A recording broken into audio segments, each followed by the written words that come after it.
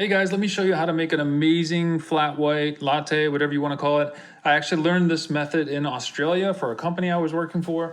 We actually made coffee makers. We didn't make the Breville Barista Express, and that's what I'm using now, and this thing's amazing. So the first thing you're gonna need, obviously you're gonna need some coffee. You're gonna need a great coffee maker. You're gonna need water. And so I've got water in this guy. Yep. And you're gonna need some milk.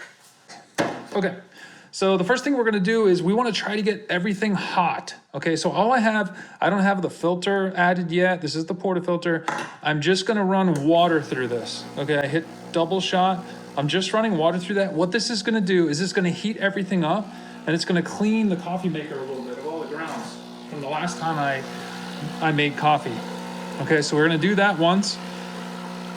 Now, this is how I learned it in Australia. In Australia, pretty much everyone knows how to make a flat white. It's amazing, guys. If you've never been there, everyone is making them. Okay, now I'm gonna put this filter in. This is the 2-shot filter, and this is the single wall filter because I'm using coffee grounds.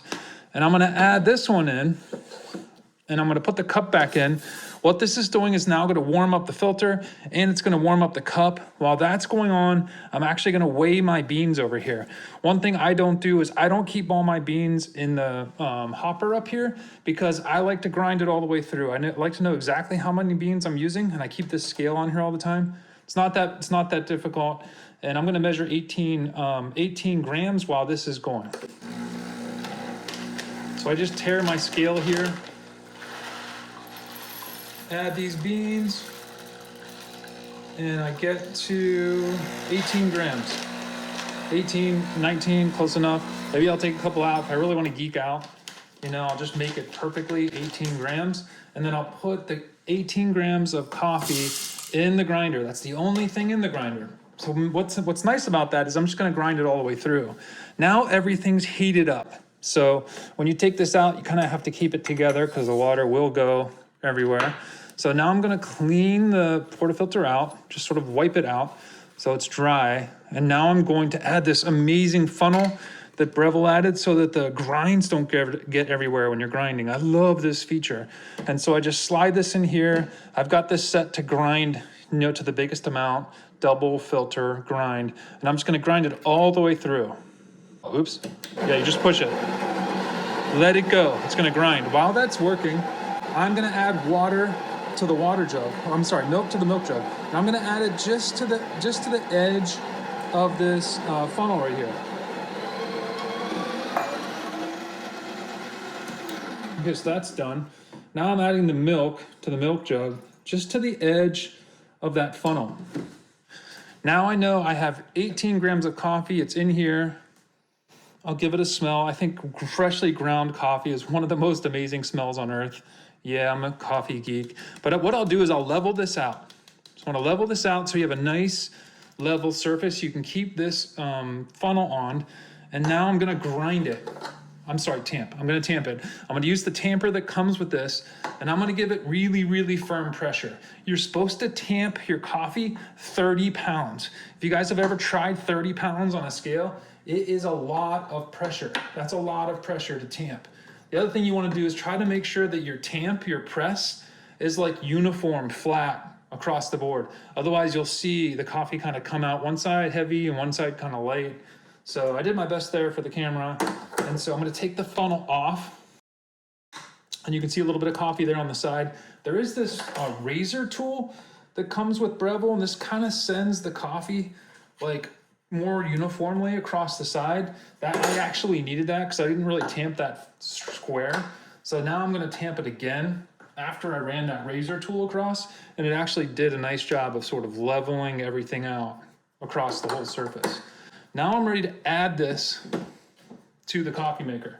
What I like to do though, first, I want my coffee to be really hot. So I will actually froth the milk first. And the key to frothing milk is that we want to create microfoam.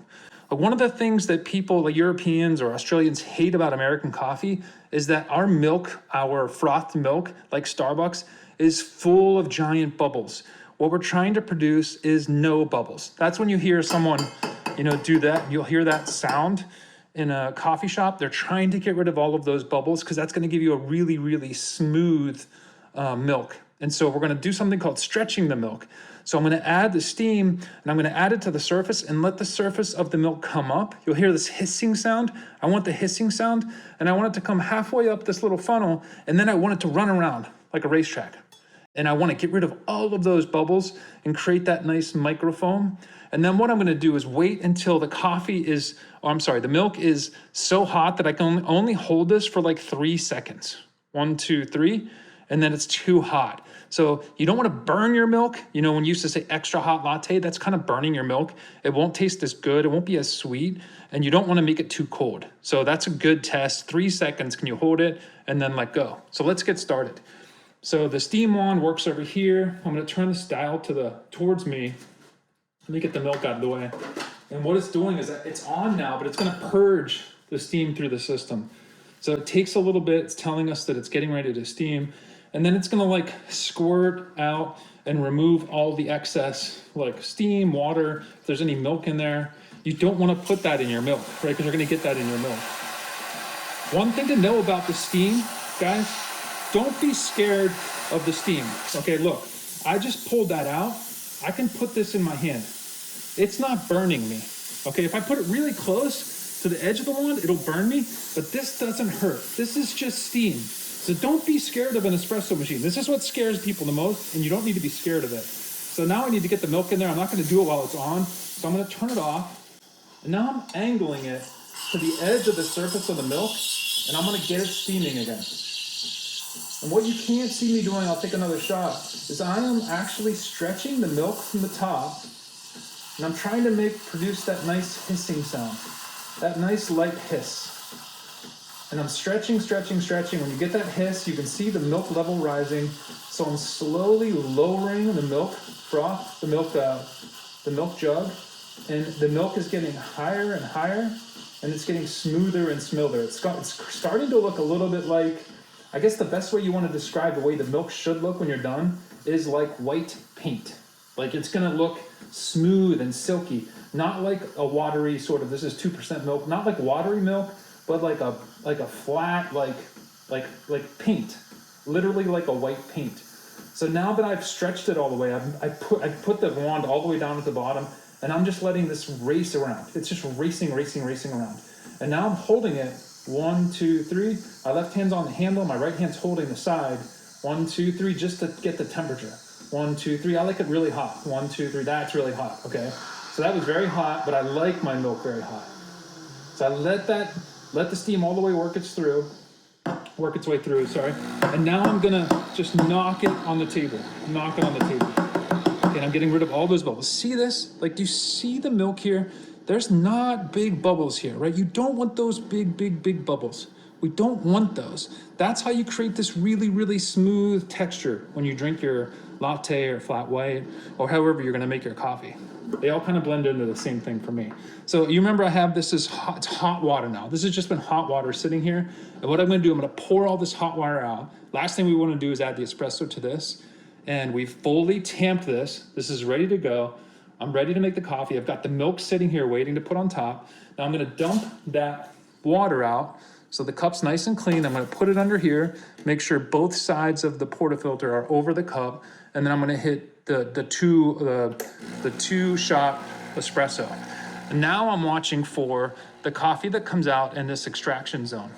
What you're looking for in the coffee that comes out in this stream is a mouse's tail. You want a thin tail. See, I'm a little bit low on the espresso range here. I probably didn't tamp it quite high enough. That pressure should be higher, and that should have been a finer mouse's tail. Let's take a look and see what our espresso looked like. Look at that beautiful crema. See that beautiful crema? And that is a really, really nicely shot espresso. It could have been better. You could have seen, that could have been more like a mouse's tail when it was coming out. Now all I'm gonna do, and I'm terrible, I don't have any latte art skills, but all I'm gonna do is sort of swirl this milk around.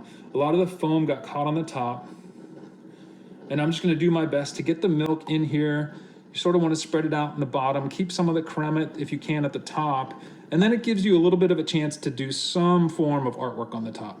And we'll call this abstract art here. This is going to be a lovely flat white. I think is probably the closest of a drink that I could buy. See, there's no big bubbles here, and you can see how I did it. We ground the beans. We heated everything up. We ground the beans. We tamped the beans. We added the beans. We frothed the milk. Then we added the milk. And even weighed the beans. But this wasn't really a ridiculous process. And once you get the hang of it, once you experience this coffee, you can't go back. You will never go back to a Keurig. I promise you. And once you make this coffee for someone that visits your house, they're always going to ask for it the next time they come back. So I hope you learned something, and I hope you'll try this method of making espresso-based drinks, and I hope you have a great day. Thanks. Oh, one last step. I have to drink it. So let me try it. That is so good. It is so smooth. One thing about the milk, when you steam milk correctly, it sweetens the coffee. It actually creates a natural sweetness, and the creaminess of that milk and the coffee, it produces an amazing flavor. And a lot of times you'll only get that at a really nice coffee house, or if you've ever been to Europe. Have a great day. Hey, thanks for watching. If you're interested in purchasing this product, you'll find the Amazon link in the description and in the comments. Check out these other products you might be interested in. And if you found this video helpful, please hit that like button and subscribe. We'd also love to hear from you. Thanks so much, and we'll see you in the next one.